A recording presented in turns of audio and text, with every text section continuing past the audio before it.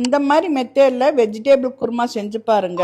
ஹோட்டலில் சாப்பிட்ற அதே டேஸ்ட்டில் நீங்களும் வீட்டில் செஞ்சிடலாம். குக்கரில் ஆயிலும் நெய்யும் காஞ்சது, சோம்பு, பிரியாணி இலை, 2 பெரிய வெங்காயம் சேர்த்து கண்ணாடி பதம் வர வரை வணக்கிக்கோங்க.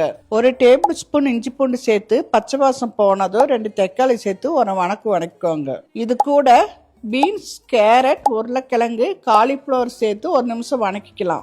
1/2 டீஸ்பூன் மிளகாய் தூள், 1 டீஸ்பூன் மல்லித்தூள், கொஞ்சம் மஞ்சத்தூள், உப்பு சேர்த்து வணக்கிட்டு மிக்சியில 1/4 மூடி தேங்காய், 2 டேபிள் ஸ்பூன் பொட்டுக்கடலை, 1 டீஸ்பூன் சோம்பு, பட்டை, 5 முந்திரி சேர்த்து தண்ணி ஊற்றி நைஸா அரைச்சு குக்கர்ல சேர்த்துக்கலாம். இது கூட தண்ணி ஊற்றிட்டு 1/4 டம்ளர் பால் சேர்த்துக்கலாம். 1/2 டீஸ்பூன் சர்க்கரை, மல்லித்தலை சேர்த்துக்கலாம். பாலும் சர்க்கரையும் சேர்த்தா ஹோட்டல்ல சாப்பிட்ற அதே டேஸ்ட்ல இருக்கும். மிக்ஸ் பண்ணிட்டு ஒரு விசில் வச்சு எடுத்தீங்கன்னா அருமையான வெஜிடேபிள் குருமா ரெடி. இது சப்பாத்தி, பூரி, தோசைன்னு எல்லாத்துக்கும் சூப்பரா இருக்கும். மறக்காம ஷேர் பண்ணிட்டு சேவ் பண்ணி ட்ரை பண்ணி பாருங்க.